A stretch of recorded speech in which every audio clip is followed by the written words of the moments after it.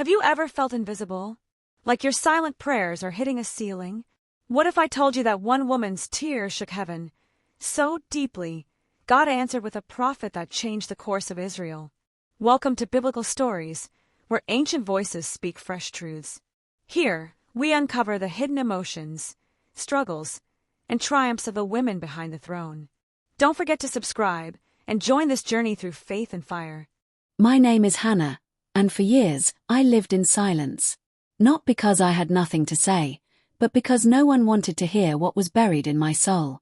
In a world where a woman's worth was measured by what she could give, sons, legacy, heirs, I gave only emptiness. And for that, they called me cursed. Every meal felt like a funeral. Every celebration, a reminder that I had nothing to show. Yet in that silence, something was forming inside me. Not a child, not yet. But a fire. A desperation that would drive me to do the unthinkable in the house of God. My husband, Elkanah, loved me. Or at least, he said he did. He'd offer me double portions, as if food could fill the ache. Am I not better to you than 10 sons? He'd ask. But he didn't see the way Peninnah looked at me. She had sons, daughters, laughter echoing down the halls. I had walls and whispers, and a womb that betrayed me. Peninnah's taunts were daggers, sharpened daily, reminding me of my barrenness like it was a joke written by God. But what she didn't know, what no one knew, was that my silence wasn't weakness. It was a storm building. We went to Shiloh every year, offering sacrifices at the tabernacle. But this year was different. I couldn't go through the motions again. I couldn't pretend I was okay.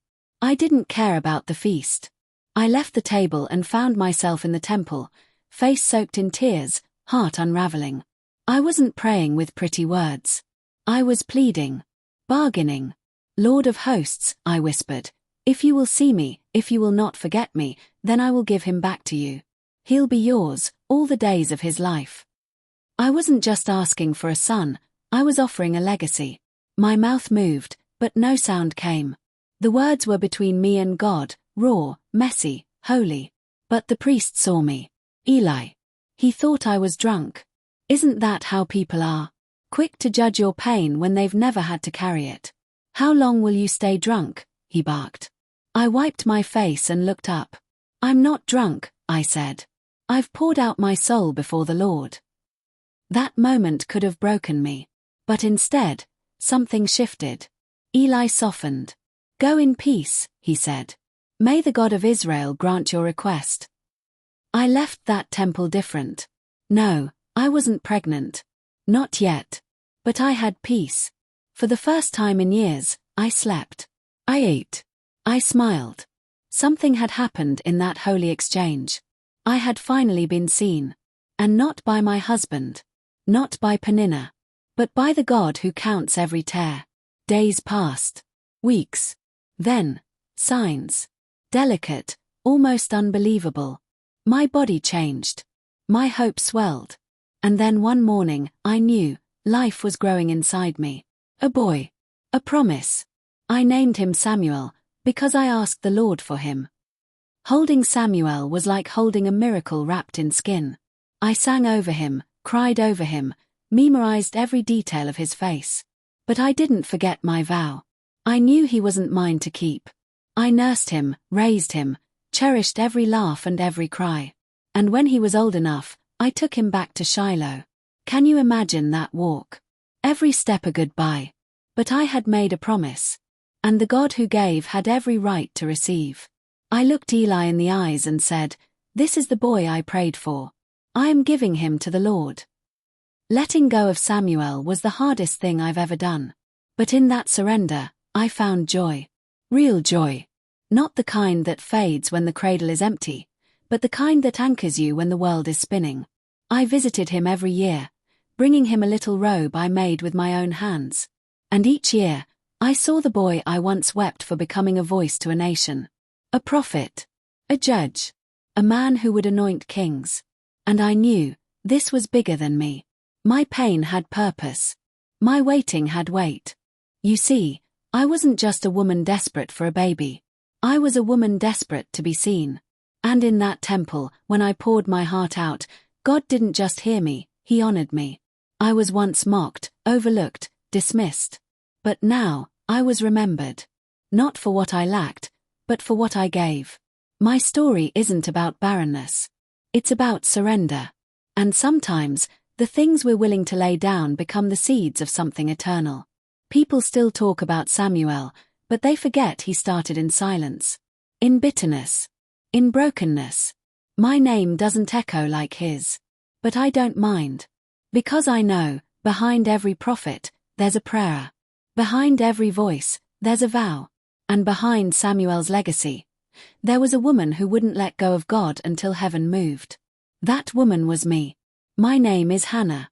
And I was never barren. I was being prepared to birth a revolution. If you're walking through silence, I see you. If your prayers feel unheard, I understand. But hear me, heaven hears. And just because it hasn't happened yet doesn't mean He's forgotten you. Maybe what feels like delay is divine design. Maybe your heartbreak is the birthplace of something sacred. Don't give up. Don't walk away. Pour out your soul, even if no one else understands. Because the God who answered me still listens. After I gave Samuel to the Lord, people looked at me differently.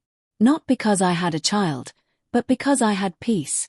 They couldn't understand it. I had what they thought was everything, and yet I gave it away. But peace doesn't come from what you keep. It comes from trusting the one who gave it in the first place. I didn't cling to Samuel, I clung to the promise. And that promise was never about one boy.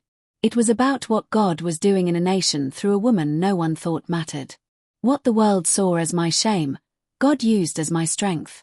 What people mocked me for, God multiplied.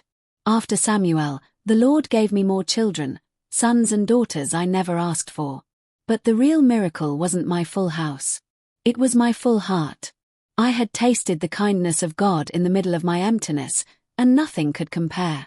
When you've seen God turn your tears into triumph, your praise becomes deeper, louder, real. That's why I sang. Not for a child, but for a God who sees. I wrote a song, a psalm from my pain. My heart rejoices in the Lord. The bows of the warriors are broken, but those who stumbled are armed with strength. It wasn't just poetry, it was prophecy. Because God doesn't work through the proud, the strong, or the loud. He lifts the humble. He exalts the overlooked. He gives the barren woman a home and seats the lowly beside princes. My story was no longer mine alone. It was a declaration of who God is to anyone who feels forgotten. Some people look for thrones. I found an altar. Some chase crowns. I chased the presence of God. And in that pursuit, I found everything I was missing. Not just a child. Not just purpose. But identity. I was no longer the barren woman. I was Hannah, heard by God, chosen by God, used by God. And that title meant more than any label this world had tried to give me. When God rewrites your story, He doesn't just change the ending. He redeems every chapter. I often wonder what Samuel thought of me as he grew. Did he remember my face, my voice, the robes I brought him each year? Did he know the price of his calling? Maybe not. But that's okay. Because legacy isn't about being remembered. It's about who you build with your surrender. I didn't just birth a prophet, I helped build a nation's turning point. And even if my name fades from memory, the impact of my obedience never will. That's the beauty of living behind the throne. So many women in my day were remembered for their beauty, their sons, their status. But I am remembered because I prayed. And if that's all I'm known for, then let it be. Because prayer changed me. It aligned me. It gave me courage when silence was loudest. My knees became stronger than my voice. And through them, I found a strength the world couldn't touch. If you want to change your future, start where I did, not with control, but with surrender. Sometimes the throne isn't gold and glory. Sometimes it's the seat in the temple where a weeping woman bargains with heaven. Sometimes royalty is found in broken voices, trembling hands, and whispered vows. I was never crowned by men, but I was honored by God. And that's the throne I choose. You don't need the approval of people when heaven has leaned in to listen. So, to every woman watching, don't wait for someone to choose you. God already has. The world forgot me. Peninnah mocked me. The priest misjudged me. But none of that mattered when God remembered me. There's power in being underestimated. It makes room for divine surprises. Because when you have nothing left but a prayer, that's when God steps in and rewrites everything. My story is proof that even in the shadows, even in silence, even in sorrow, you are never alone. Your voice may tremble, but it echoes in eternity. I was just one woman. One prayer. One moment. But that was enough. God doesn't need crowds. He needs surrendered hearts. And maybe that's you today. Maybe your story feels stuck. Maybe you've been waiting too long. But I'm living proof that delay doesn't mean denial. And the end of your strength could be the beginning of your breakthrough. Trust Him. Cry out. And let your story be the kind that shakes heaven. If this story spoke to you, if you've ever wept in silence like I did, know that your voice matters. Your pain matters. And your prayers do reach heaven. I'm Hannah. And I was heard. And so will you be. If you were moved by this story, take a moment to subscribe to Biblical Stories, where ancient voices come alive. There's more to uncover, more hearts to heal, and more truth to find. Until next time, stay faithful, stay listening, and never stop praying.